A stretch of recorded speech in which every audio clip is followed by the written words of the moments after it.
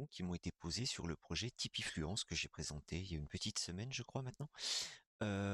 J'ai eu quelques questions pour savoir ce que c'était qu'une police de caractère adaptée, pourquoi est-ce qu'on parlait de police de caractère adaptée, et quelle différence il y avait entre une police de caractère adaptée et une police de caractère plus classique. Donc on va se faire une petite explication graphique de ce que sont les polices de caractère adaptées et des différences qui leur permettent d'être lues plus facilement.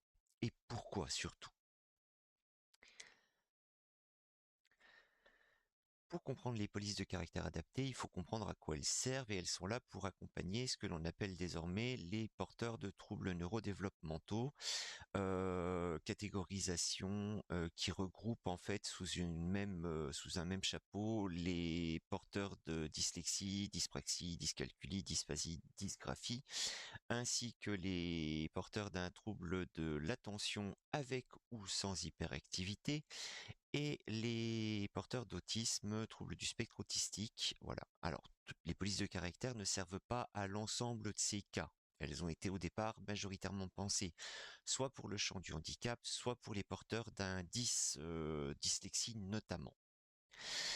Voilà, donc pour toute cette vidéo, il faut garder à l'esprit trois choses. La première, vous êtes sur un écran, les polices sont en très grand. Moi, quand j'ai fait le document, il est fait pour une résolution de 1680 par 1920. La résolution classique d'un écran de PC en 2025-26. Et ça donne les lettres que vous voyez à l'écran sont encore 200. Globalement, quand on lit sur du papier, on a des lettres qui sont régulièrement encore 10 ou 12, rarement au-dessus, pour des questions de taille, voilà. Mais ce qui veut dire aussi que les différences que vous allez voir là sont exagérément visibles, simplement parce que les lettres sont extrêmement agrandies. On va expliquer quelles sont les polices que j'ai retenues. Vous trouvez de l'Helvetica à gauche, de l'Arial au milieu, entre guillemets, de la Comics en MS toujours sur la partie milieu droit, et de l'Open Dyslexic complètement à droite de l'écran. Les polices sont rangées par colonne, et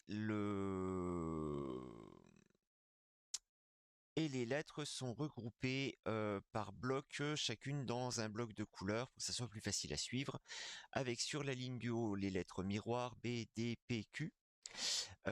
Sur la partie basse, les chiffres qui peuvent poser problème, le 2 et le 5, le 3 et le 8, on aurait pu aussi y mettre le 6 et le 9, le 7 et le 1, suivant les polices de caractère, ça peut poser plus ou moins des problèmes.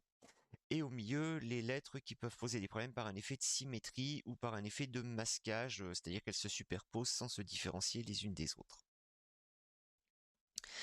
On va réduire ces polices de caractère à une forme géométrique parce que la dyslexie, c'est une erreur que fait le cerveau quand il reçoit l'information de la lettre géométrique, puisqu'en fait une lettre c'est une lettre parce qu'on l'a appelée une lettre au départ, c'est juste un glyphe quelconque, de la même façon qu'on pourrait avoir un glyphe japonais ou un glyphe en arabe à l'écran.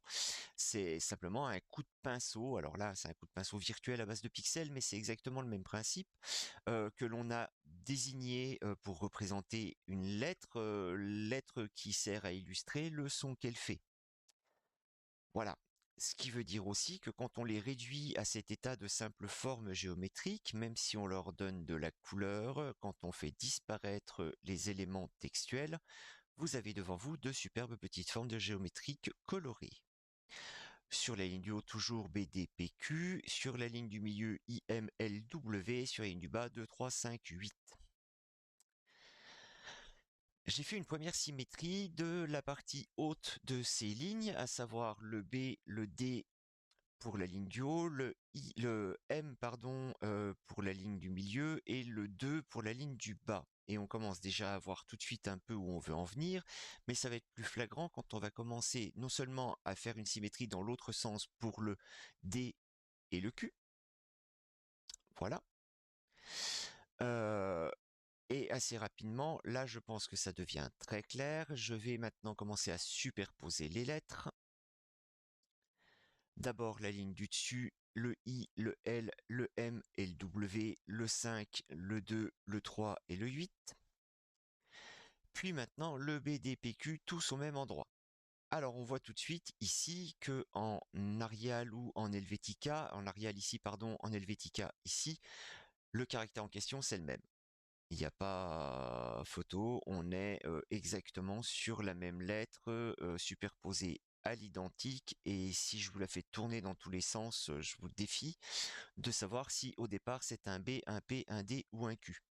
On voit tout de suite l'intérêt de Comics sans MS. Alors Comics sans MS, c'est une police de caractère qui est souvent proposée pour les élèves 10, ça ou de l'Arial avec un grossissement différencié et un interlignage un peu supérieur.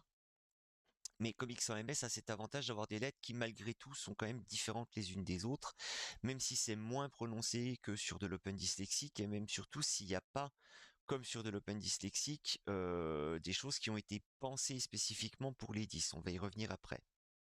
Mais bon, on voit ici au niveau des zones de superposition de couleurs qu'on arrive encore à distinguer les couleurs des 4 lettres initiales, que ce soit sur le Comics sans MS ou sur l'open dyslexique.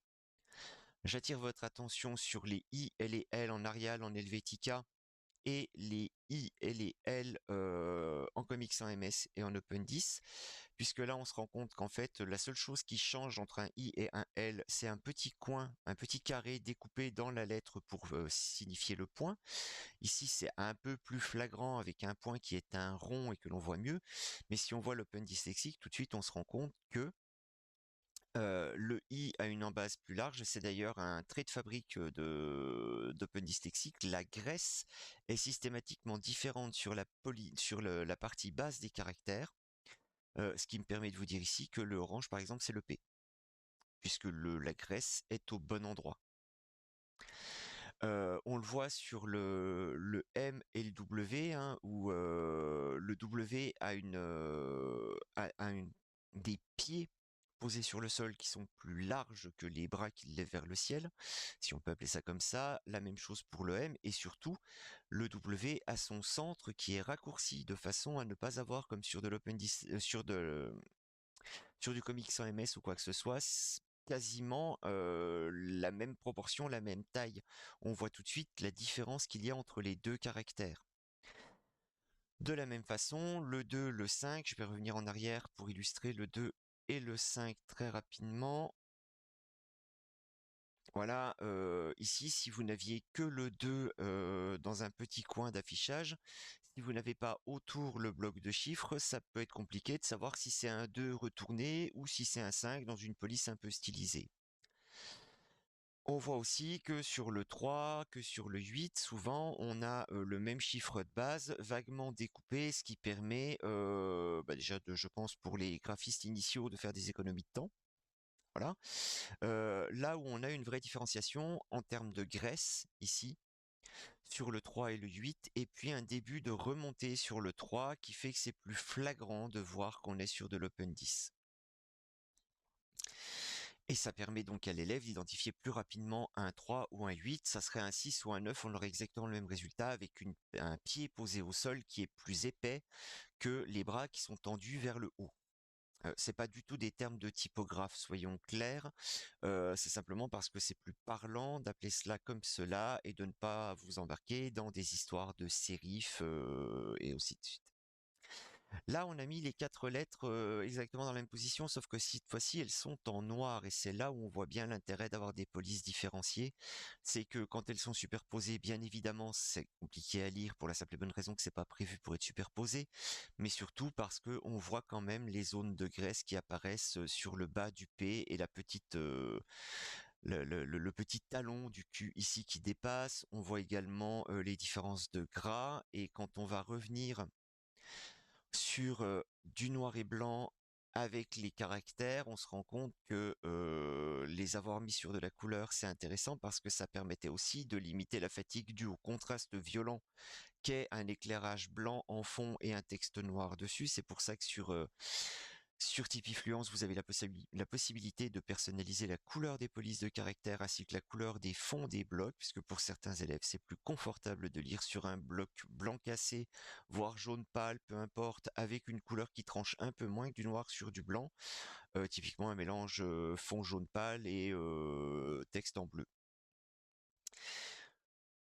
J'attire votre attention une dernière fois. Si vous regardez bien, là, on est encore sur de l'open dyslexique. C'est souvent la police de caractère que j'utilise pour les présentations, pas parce que j'en ai spécialement besoin, mais parce qu'elle est suffisamment différenciée des polices habituelles pour que cela interpelle et impacte les gens qui souvent me demandent pourquoi ce choix. Et c'est un outil de sensibilisation pour montrer qu'une police de caractère, finalement, c'est pas adapté, c'est pas plus compliqué à lire pour les autres ou pas spécialement plus compliqué à lire pour les autres, mais ça sauve la vie de ceux qui en ont besoin. Et là, regardez ce que je vous expliquais tout à l'heure avec la graisse, quand on prend le i et le point d'exclamation, ça pourrait simplement être un miroir l'un de l'autre. Pas du tout. Open Dyslexic est pensé pour ça. Ici, vous avez une graisse supérieure sur le bas du point. C'est-à-dire que le bas du point est plus large que le haut du point. Et la même chose sur le bas de la partie haute du point d'exclamation, ainsi que sur celle du point qui va avec, de façon, encore une fois, à en faciliter la différenciation. Je précise que les polices de caractère adaptées sont bien souvent gratuites, notamment pour des utilisations non commerciales. C'est ce qui me permet de les utiliser pour vous les présenter ici, mais aussi de les mettre à disposition via les projets que je propose pour que vous puissiez les faire tester à vos enfants, à vos salariés, pourquoi pas, de façon à leur proposer quelque chose de confortable pour eux, qui limite la fatigue visuelle et qui du coup peut permettre aussi de limiter la fatigue cognitive.